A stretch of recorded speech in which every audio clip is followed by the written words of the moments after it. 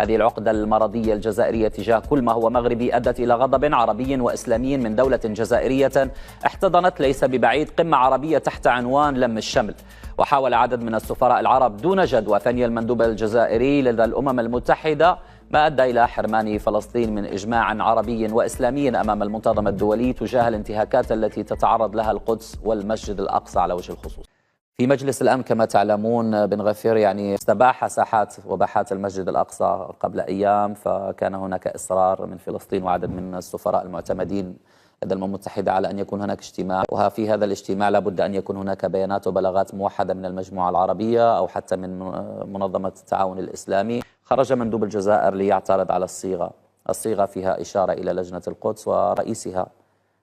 جلالة الملك محمد السادس، نظرا للدور المحوري الذي يلعبه في الدفاع عن الأقصى وأيضا عن القدس بشكل عام بنيان